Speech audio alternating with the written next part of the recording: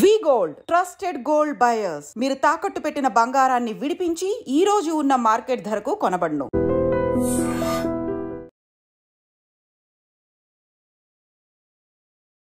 నమస్కారం, welcome to I dream. ధర్మ మార్గం విత్ విజిత కార్యక్రమానికి స్వాగతం.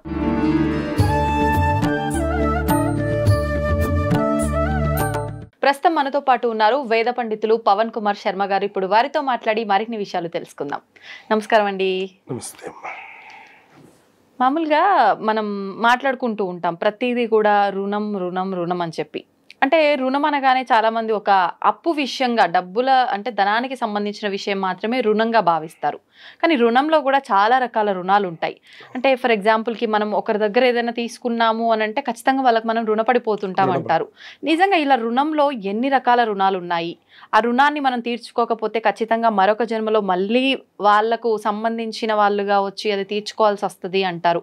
ఇది ఒక మూఢనమ్మకమా, వాస్తవమా? అలాంటి విషయాలన్నీ కూడా తెలియజేయండి. తప్పకుండా మంచి విషయం.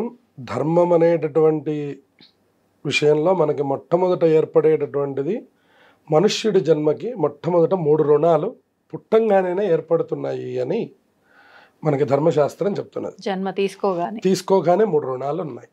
ఏంటండి? అందులో ఒకటి దేవ రుణం అనేటటువంటిది, తర్వాత పితృ రుణం అనేటటువంటిది, అలాగే మనుష్య రుణం. ఈ దీంట్లోకి మనం ఎందుకు వచ్చాము అనేటటువంటి దాన్ని కూడా మనం తెలుసుకొని ఈ జన్మకి సంబంధించినటువంటిది తీర్చుకొని వెళ్ళాలి.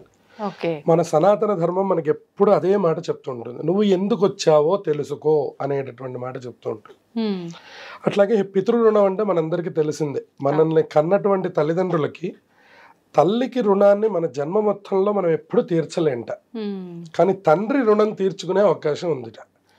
అది ఎలాగూ అని గనక మనం అంటే, ఎలా అయితే ఆయన వివాహం చేసుకొని సంప్రదాయబద్ధంగా మనల్ని అంటే మరొక సంతానానికి జన్మనిచ్చారో, అలాగే మనం కూడా ఆర్షధర్మంలో వివాహం చేసుకోవడం అంటే ఇవాళ వివాహం అన్నదానికి కొంచెం అర్థం మారి ఉన్నది.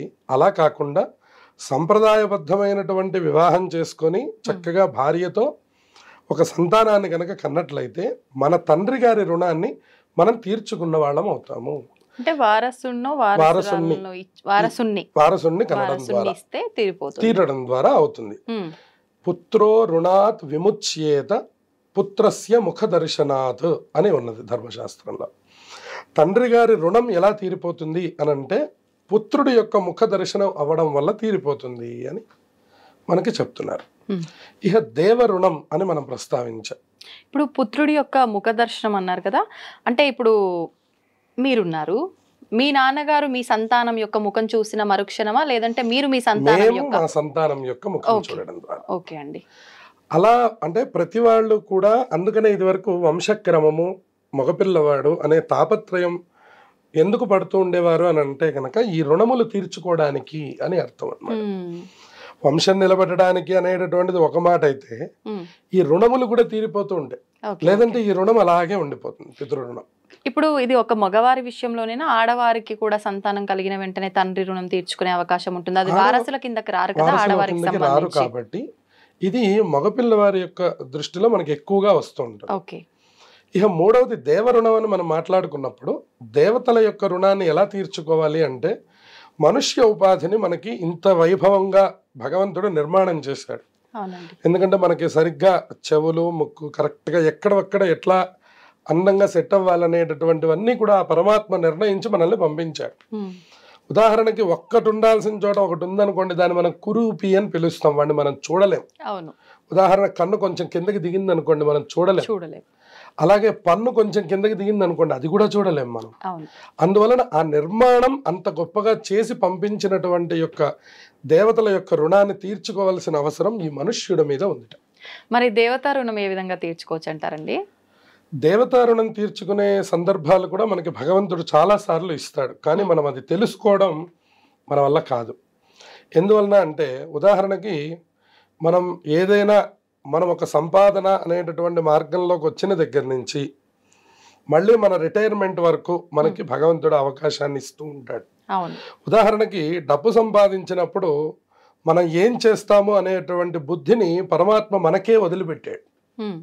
ఉదాహరణకు మనం భగవంతుడి యొక్క సేవ చెయ్యవచ్చు, చెయ్యకపోవచ్చు కూడా. అవును. దానివల్ల భగవంతుడికి ప్రత్యేకంగా కోపం రావడం అనేటటువంటిది ఎప్పుడు కలగదు. కానీ బుద్ధిపూర్వకంగా మనం తెలుసుకొని ఇంత ఉపాధి ఇచ్చింది పరమాత్మనే, కాబట్టి మనకి ఇంత ద్రవ్యం మనకు వస్తున్నది కాబట్టి కొంత ద్రవ్యమైన భగవంతుడు అన్న శబ్దానికి రకరకాలైనటువంటి అర్థములు ఉన్నాయి.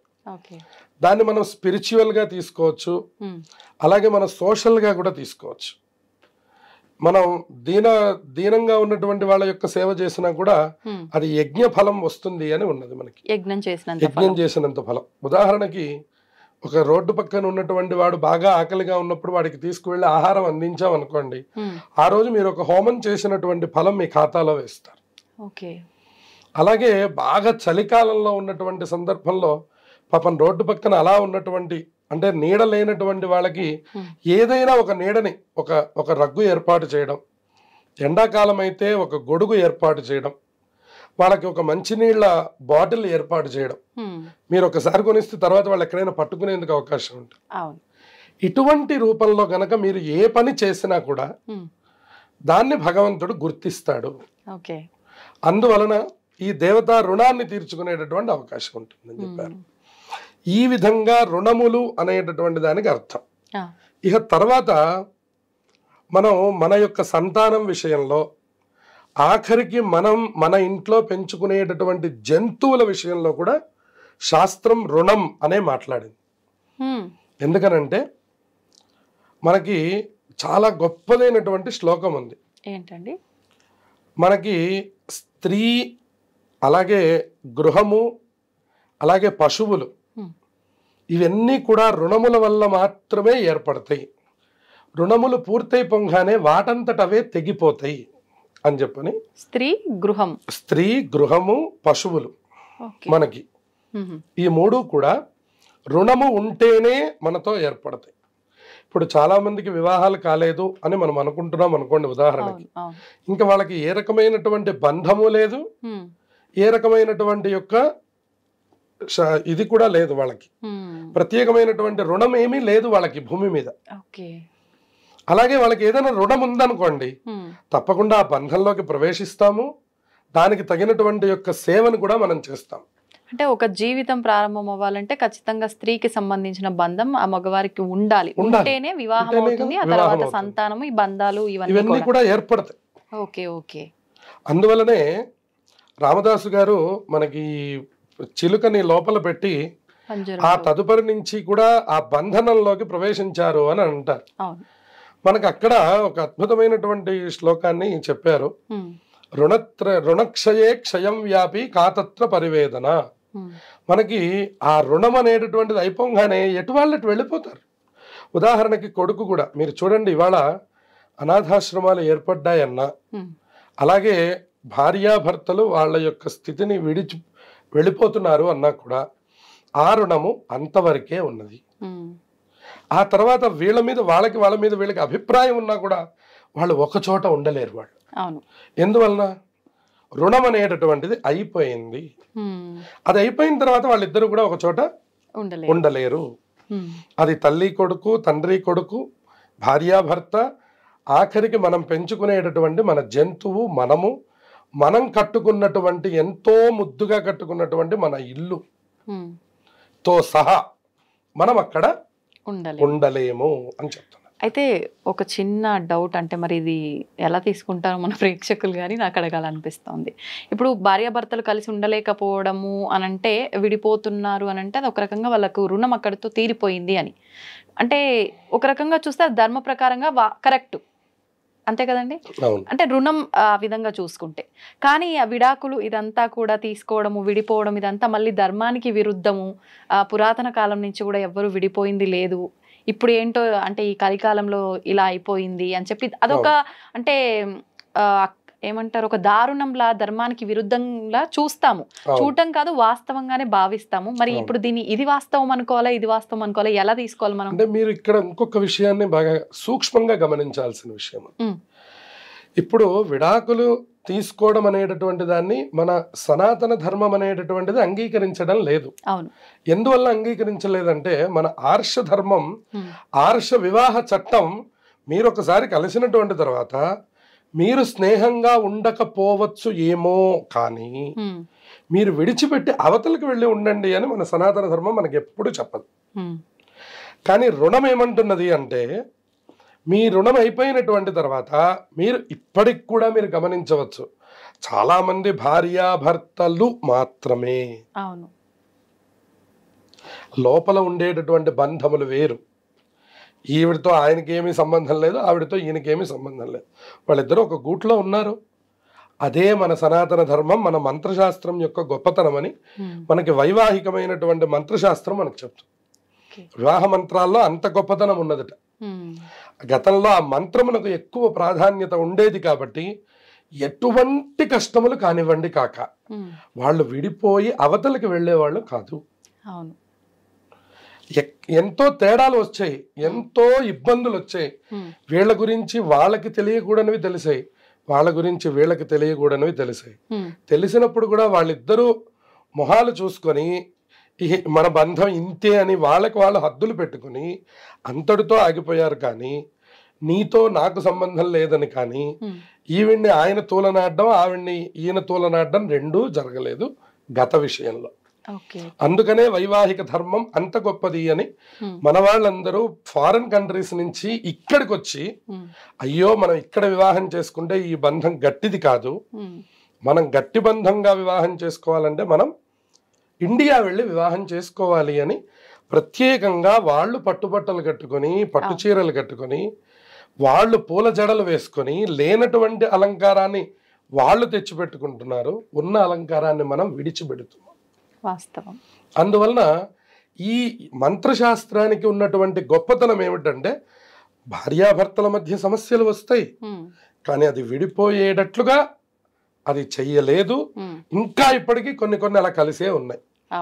ఇప్పుడు కాలక్రమంలో ఎవరికి వాళ్ళకి స్వేచ్ఛ ఉంది. స్త్రీ స్వతంత్రం స్త్రీకి ఉన్నది, పురుష స్వతంత్రం పురుషుడికి ఉన్నది. కాబట్టి అటువంటి సందర్భాల్లో వాళ్ళు తీసుకునే నిర్ణయాల మీద వాళ్ళ జీవితం ఆధారపడి ఉంటుందే తప్ప సనాతన ధర్మం మాత్రం ఎప్పుడు మీరు విడిపోయి బతకండి అనేటువంటి మాట ఎప్పుడు సనాతన ధర్మం చెప్పదు. కాకపోతే రుణం అక్కడ వరకు ఉన్నది అనేటటువంటి విషయం తెలుస్తూ ఉంటుంది మనకి. ఎలా తెలుస్తుంది అంటే వాడి జీవితంలో భార్య యొక్క పాత్ర ఇంతవరకే ఉన్నది. ఆఖరికి మనం ఈ సమాధానాన్ని రామచంద్రమూర్తికి కూడా వర్తింపజేయచ్చు. ఇవాళ మనం ఆదర్శ దంపతులు ఎవరు అంటే మనందరం సీతారామచంద్రులు అని చెప్తాం మనం. కానీ సీతారామచంద్రమూర్తులు సహజంగా మనం కథ రూపంలో మనం చూసుకుంటే వాళ్ళు కలిసి ఉన్నటువంటిది చాలా తక్కువ కాలం, కానీ వాళ్ళ ఒకళ్ళ మనస్సులో ఒకళ్ళు ఉన్నటువంటిది ఎక్కువ కాలం. అందువలనే సనాతన ధర్మం దాంపత్యం అంటే పార్వతీ పరమేశ్వరుల గురించి మాట్లాడతారు, రెండవది సీతారామచంద్రుల గురించి మాట్లాడతారు. అందుకని దాంపత్యం యొక్క గొప్పతనాన్ని అలా చెప్పారు. ఇక్కడ పుత్రుల యొక్క విషయానికి వచ్చేసరికి ఈ పుత్రులందరూ కూడా ఆయా రుణముల్ని బట్టే ఉంటారు. ఒక్కొక్క పుత్రుడిని మీరు చూడండి, ఎంతో సేవ చేస్తూ ఉంటాడు తండ్రికి. ఇంకొక పుత్రుడిని చూడండి, ఈ తండ్రి గారే ఆ పుత్రుడికి విపరీతమైన సేవ చేస్తూ ఉంటాడు. అందుకని దాసపుత్రుడు, శత్రుపుత్రుడు, రుణపుత్రుడు, ఇలా రకరకములుగా ఉన్నటువంటి యొక్క పుత్ర సంతానంలో వీళ్ళు కూడా రుణపుత్రుడై పుడతాడట. అప్పుడు వారు ఏం చేస్తాడంటే పాప ఆయనేం మంచి పట్ట కట్టుకోడు జీవితంలో, ఆయన కొన్ని కోట్లకి అధిపతి, కానీ వాళ్ళ అబ్బాయి కోసం సమస్త పనులు చేస్తూ ఉంటాడు. దాన్ని రుణపుత్రత్వం అంటారు. అలాగే దాసపుత్రం అంటారు అనమాట. గత జన్మలో ఆయనకి ఈయనకి ఆయనో ఏదో సేవ చేస్తూ తగినటువంటి సేవ పూర్తి కాకుండా వెళ్ళిపోయినటువంటి తర్వాత ఆ రుణం మిగిలిపోతే మళ్ళీ పుత్రుడిగా జన్మించి ఈయన ఆయనకి సేవ అన్నా చేయాలా, ఆయన ఈయనకన్నా సేవ చేయాలట. అలా మనకి రుణములుగా ఏర్పడతాయి కొన్ని బంధములు. ఆ రుణములు తీరిపోగానే ఆ రుణములు వాటంతటవే వెళ్ళిపోతూ ఉంటాయి. అందుకనే రుణక్షయే క్షయం వ్యాపి కాతత్ర పరివేదన. మనకి పరివేదన చెందవలసిన అవసరం ఏముంది? ఓహో ఇది ఇంతవరకు రుణం కదా, ఆ రుణం అయిపోగానే అంతటి వాళ్ళు వెళ్ళిపోయారు. ఆ విషయం మనందరికీ కూడా వర్తిస్తుంది. ఉదాహరణకి మన తల్లిదండ్రులు మనతో చాలా బాగుంటారు, మనం అనుకుంటాం మా తల్లి మా తండ్రి నాతో జీవితాంతం ఉండాలి, కానీ సాధ్యమవుతుంది? అవకాశం లేదు. నా భార్య నన్ను ఎంతో బాగా చూసుకుంటుంది కాబట్టి నేను నా భార్యతో జీవితాంతం గడపాలి. సాధ్యమవుతుందా? అవకాశం లేదు. నా పిల్లవాడంటే నాకు పంచప్రాణాలు, ఆ పిల్లవాడితో నేను ఎప్పుడూ ఉండాలి. సాధ్యమవుతుందా? సాధ్యం కాదు. ఈ ఇల్లు నేను కట్టుకున్నది, నేను ఇక్కడే ఉండాలి. సాధ్యం కాదు. మనకి బదిలీ అన్నా రావచ్చు, ఉదాహరణకు ఆ ఇంట్లో ఉంటే ఏదో కొన్ని అనారోగ్యములు రావచ్చు, కారణములు ఏవైనా అక్కడి నుంచి లేచి వెళ్ళవలసిన పరిస్థితి వస్తుంది. అది మన పేరునే ఉంటుంది కానీ మన అనుభవంలోకి మనకి రాదు. దాన్నే మనం రుణం అనే పేరుతో పిలుస్తాం. ఇప్పుడు మీరు చెప్పినట్టుగా చూస్తే చాలా రకాల రుణాల గురించి మాట్లాడుకున్నాం. డబ్బుకు సంబంధించి కూడా రుణం అంటుంటాం కదా, దానికి దీనికి కూడా సంబంధం ఉంటుందా? డబ్బు దగ్గర నుంచే అసలు మొదలవుతుంది మనకి ఈ రుణము. గనక ఎవరి దగ్గరైనా మనం చేసి, ఉదాహరణకి ఆ రుణము ద్వారా మనం గనక అది తీర్చకుండా గనక ఈ జీవి వెళ్ళిపోయాడు అంటే, ఇందాక నేను మీకు చెప్పినట్లుగా వాడి ఇంట్లో జంతువుగా అన్నా జన్మించవలసి వస్తుంది, వాడి ఇంట్లో ఒక చాకలిగా అన్నా ఉండవలసి వస్తుంది, వాడింట్లో ఏదో ఒక రూపంలో మళ్ళీ వాడి సేవ చేసుకునేటటువంటి విభాగంలో వీడు మళ్ళీ జన్మిస్తాట. ఉదాహరణకి చూడండి, ఒకళ్ళొక పెద్దవాళ్ళ ఇళ్లలో మనం గమనిస్తే మీకు అద్భుతమైనటువంటి పనివాడు దొరికాడు అని అంటారు, లేదా అసలు ఆ పిల్లవాడే పనివాడు అవుతాడు. నాన్నగారు బయటికి వెళుతున్నారు అంటే చెప్పులు తీసుకొచ్చి ముందు పెడతాడు. అది సనాతన ధర్మంలో అత్యంత గౌరవం. కానీ ఆ పని చేయాల్సిన అవసరం కొడుక్కే ఉందా అనే ప్రశ్న కలుగుతూ ఉంటుంది. కానీ వాడెవరు? దాసపుత్రుడు అంటాం, ఇందాక మనం చెప్పుకున్నాం. ఈ రుణము వల్ల ఇటువంటి జన్మలు ఎన్నో వస్తాయట. ఒక్కొక్కడు వారి ఇంట్లో కుక్క జన్మ వస్తుందట. వాడి ఇంట్లో వాడు కొడతాడు, వాడి మూడ్ స్వింగ్స్ అన్ని దాని మీద చూపిస్తాడు. దాన్ని అనుభవించాలి వాడు.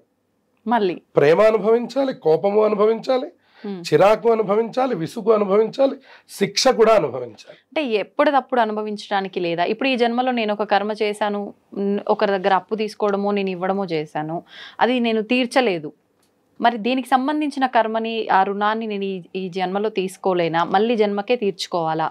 ఈ ప్రశ్నకి సమాధానం మనం చెప్పడానికి అవకాశం లేదు. కారణం ఏంటంటే ఆయా సందర్భాన్ని బట్టి పరమాత్మ నిర్ణయం చేస్తాడు ఇది. ఎందుకంటే కొన్నిటికేమో తత్క్షణమైనటువంటి ఫలితం, కొన్నిటికి తర్వాత ఫలితం.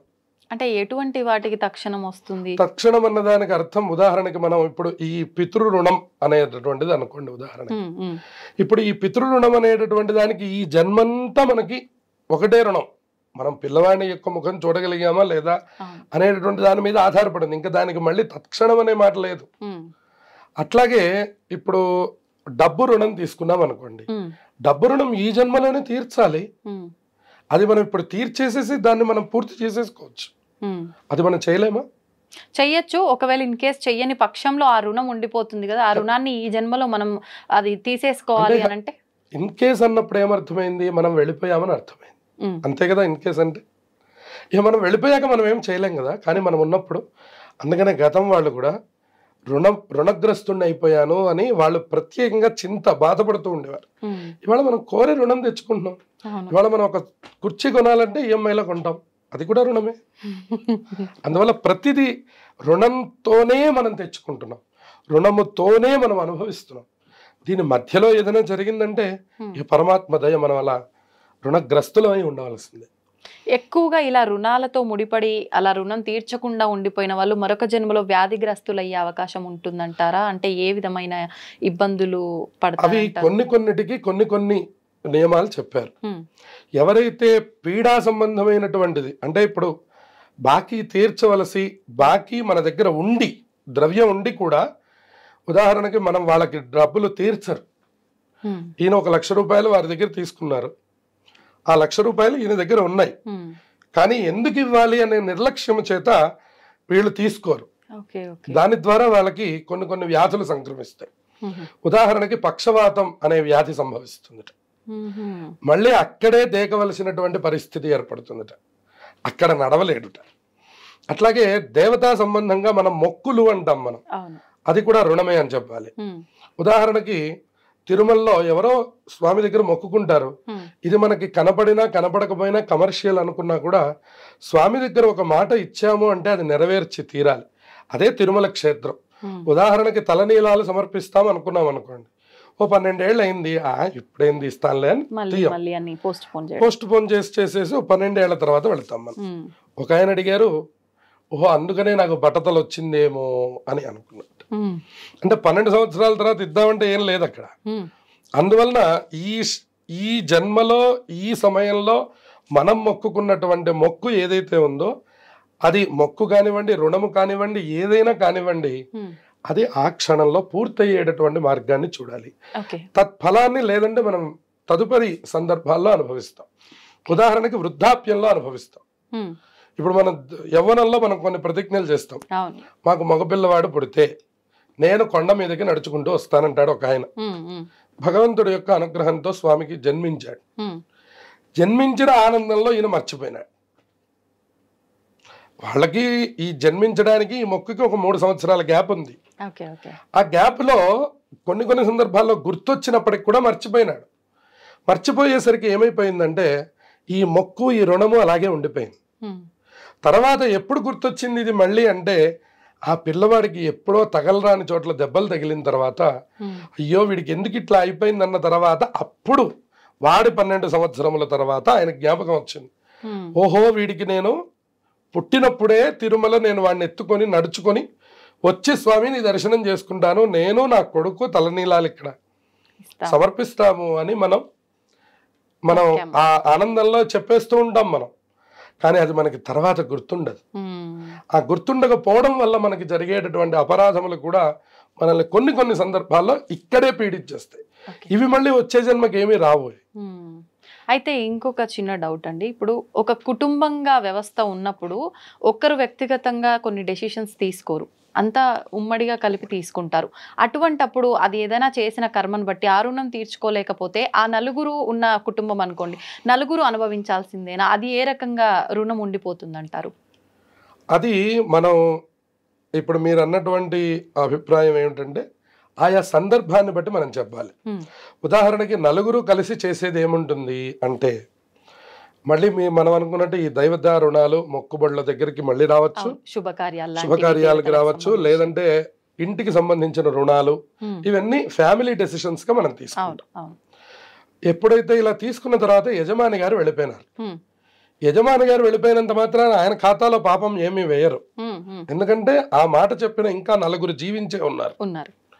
అందువలన ఆ దీన్ని ఏదైతే ఉందో ఆ భారాన్ని వీళ్ళ మీద వేస్తారు. భార్య తర్వాత పిల్లల తర్వాత మనవాళ్ళ దాకా ఉంటుందిట. అక్కడ దాకా తీర్చకపోతే ఆ రుణాన్ని అక్కడ అతని శిక్ష అనుభవించాలి, ఇక్కడ ఈ మనవాళ్ళ శిక్ష అనుభవించాలి. ఈ తాతగారు అక్కడ శిక్ష అనుభవించాలి ఊర్ధ్వలోకాల్లో, ఈ మనవాళ్ళు ఎవరైతే ఉన్నారో భూమి మీద వాళ్ళు శిక్ష అనుభవించాలి. ఈ మధ్యతరం అంతా తీర్చని కారణం చేత మధ్యతరం వాళ్ళందరికీ అవకాశం ఉంటుంది. మధ్యతరం వాళ్ళు అవకాశం ఉండి కూడా తీర్చకపోతే నేను చెప్పినట్టు మనం అనుకున్నట్టు వ్యాధిగ్రస్తులు అవుతారు వాళ్ళు. ఈ అవకాశం వాళ్ళు చివరి వరకు ప్రయత్నం చేసి కనుక ఒకవేళ వెళ్ళకపోతే, కనీసం దాన్ని గుర్తు చేసుకోకపోతే వీళ్ళ మీద ఆ ప్రభావం చెడుగా పడుతుంది. అప్పుడు మన వాళ్ళు అనుకుంటారు నా జాతకం అంతా చాలా బాగుంది, నాకు ఈ ప్రారంభం ఏంటి, నాకు ఎందుకు డబ్బు నిలబడటం లేదు, నేను ఎందుకు ఇట్లా అనుభవిస్తున్నాను, ఒక ఆయనకు ఉద్యోగం రాదు, మంచి ఉద్యోగ స్థానంలో మంచి మంచి గ్రహములు ఉన్నాయి, దేనివల్ల ఇట్లా జరుగుతోంది అని జాతకాలు పట్టుకొని పితృదోషాలని అవని ఇవని రకరకాలు తిరిగి వచ్చాం, అయినా మనకి సమాధానం దొరకలేదు. ఇటువంటి సమాధానాలే పూర్వ పుణ్యములు పూర్వ పాపములు అని మనకి రెండు. అందులో ఈ రుణం అనేటటువంటిది కూడా ఒక పాపము కింద మనకి లెక్క కాబట్టి రుణములను ఎప్పటికప్పుడు తీర్చుకోవాలి మనుష్యుడు. అది ఏ రుణమైనా సరే, ఆర్థికంగా ఇచ్చినటువంటి రుణమైనా, దేవతా సంబంధంగా ఇచ్చినటువంటి మొక్కుబడులైనా, పిల్లలకి చేయవలసినటువంటి సేవాదులైనా, అలాగే వీళ్ళు పిల్లలకి ఇవ్వవలసినటువంటి విధి విధానాలైనా, ఏదైనా మనుష్యుడు తన యొక్క బుద్ధిని సత్ప్రవర్తనలో ఉంచి అప్పటికప్పుడే పూర్తి చేసుకోవాలి తప్ప వీటిని గనక ఎక్కువ కాలం గనక వీటిని క్యారీ చేస్తే ఆ తత్ఫలితాలని మనం తదుపరి జన్మలకు కూడా మోయవలసినటువంటి అవసరం ఉంది అని మనకి సనాతన ధర్మం తెలియజేస్తుంది. అయితే ఇప్పుడు ఈ మధ్య కాలంలో ఒకటి బాగా అంటే ట్రెండ్ అయిపోయింది, ప్యాషన్ అని చెప్పాలి. ఏదైనా ఫంక్షన్ శుభకార్యమే కాదు, అంటే మరణానికి సంబంధించిన కార్యక్రమాలు ఏం చేసినా కూడా ఏదో ఒక వస్తువు గిఫ్ట్ గా వచ్చిన వాళ్ళకి ఇవ్వటం అనేది ఒక ఫార్మాలిటీ అయిపోయింది. అంటే అది మనం ఏదో కావాలని అడిగి తీసుకున్నది కాదు, వాళ్ళు అంటే జ్ఞాపకంగా ఇస్తున్నది అది. ఇస్తూ ఉన్నది. అవును. అలా కూడా మనం వాళ్ళకు ఇస్తున్న వాళ్ళకి మనం తీసుకున్న వాళ్ళం రుణపడిపోతామంటారా? అలా ఏం లేదు. ఏముండదు. వాళ్ళు స్వయం ఆనందంగా వాళ్ళు ఇస్తున్నటువంటి దానికి మనకి రుణం అయ్యేటటువంటిది ఏమీ ఉండదు. ఓకే. అంటే ఇది ప్రతి విషయంలోనూ ప్రతి వర్తిస్తుంది. విషయంలో అంటే ఎదుటి వారు ఏదైనా ఇష్టంగా ఇస్తే అది మనం చెల్లించకపోయినా వాళ్ళకి ఏమీ తిరిగి ఇబ్బంది ఉండదు. రుణం యొక్క మనం అడిగినప్పుడు గనక వాళ్ళు ఏదైనా మనకి ఆ సమయానికి ఆ అవకాశాన్ని ఇచ్చినప్పుడు తీసుకోకపోతే. మనం తీసుకుంటున్నప్పుడు మాత్రం అప్పుడు మనం రుణపడిపోతాం. ఓకే. మన నోటి నుంచి అడిగినటువంటిది ఏదైనా మనం రుణపడిపోతాం. ఉదాహరణకు ఒక గ్లాసు మంచినీళ్ళు అయినా సరే మనం వాళ్ళకి రుణపడ్డట్టే. ఓకే. ఎందుకంటే ఈ రోజు మన దాహం తీర్చారు వాళ్ళు. సో ఎప్పుడైనా ఉపకారం మనం వాళ్ళకి చేయాల్సి ఉంటుంది. అంటే నేను ఇప్పుడు మీరు అన్నదాన్ని తీసుకుంటా, మీరు అడిగారు నేను ఇచ్చానే అనుకోండి ఒక గ్లాస్ వాటర్, అంటే మీరు మళ్ళీ నాకు అది నీళ్ళ రూపంలోనే అలా ఏం లేదు. చెల్లించుకోవాలి. ఉపకారం ఓకే. ఏదో ఒక ఉపకారం ఏదైనా ఒకటి మీకు ఉపయోగపడేటటువంటి పనిని మేము పూర్తి చేయడం ద్వారా కూడా దాన్ని మనం పూర్తి చేసుకోవాలి. అది నేను అంటే మీరు ఇచ్చిన దానికి నేను మీ విషయంలోనే తీర్చుకోవాలా? ఇందాక మీరు స్టార్టింగ్ లో చెప్పారు అంటే పేదవారికి ఏదైనా చేసి అలా కూడా తీరిపోతుంది అంటే మళ్ళీ మీరు నేను కలిసే అవకాశం లేకపోతే అలా చెయ్యాలి. అలా అంటే ఇది నేను మనసులో చెప్పుకోవాల్సి ఉంటుందా? తప్పకుండా సంకల్పం నేను అలా తన దగ్గర అది తీసుకున్నాను, అది ఇవ్వలేకపోతున్నాను, ఇలా చేస్తున్నాను, అలా చెప్పుకోవాలి. ఎక్కడ మనం ఏ రకమైనటువంటి చిన్నదైనటువంటి యొక్క ఫలితాన్ని పొందినా కూడా అది గుర్తుపెట్టుకోవడమే మనుష్యుడి యొక్క గొప్పతనం అంట. అందుకనే రామచంద్రమూర్తిని రామాయణంలో పొగుడుతారు. ఏ చిన్న ఉపకారం చేసినటువంటి గుహుడు కూడా ఆలింగనాన్ని ఇచ్చి ఆయన యొక్క కృతజ్ఞతను తెలియజేశాట. గుహుడు యొక్క జాతి ఏమిటి, రామచంద్రమూర్తి యొక్క ఖ్యాతి ఏమిటి, అయినా గుహుడు తను దాటడానికి ఇచ్చినటువంటి యొక్క పడవకి తగినటువంటి కృతజ్ఞతకి ఆ అంతటి మహారాజు గారు ఆ గుహుడు ఒక బోయవాడి యొక్క ఆలింగనాన్ని పొందారట. అది వెంటనే ఇవ్వగలగడం అనేటటువంటిది మనుష్యుడికి మాత్రమే ఉన్న అవకాశం. మళ్ళీ ఇంకా ఏ పిపీలికానికి కూడా ఈ రుణం అనేటటువంటిది రాదు. బాగా గుర్తుపెట్టుకోవాలి. మనం 84 లక్షల జీవరాశులు మనకుంటే ఈ రుణము అనేటటువంటిది ఏర్పడింది ఒక్క మనుష్యుడికే. మళ్ళీ ఇంకొక జాతికి దేనికి కూడా రుణం ఉందండి అని అనడానికి అవకాశం లేదు. ఓకే.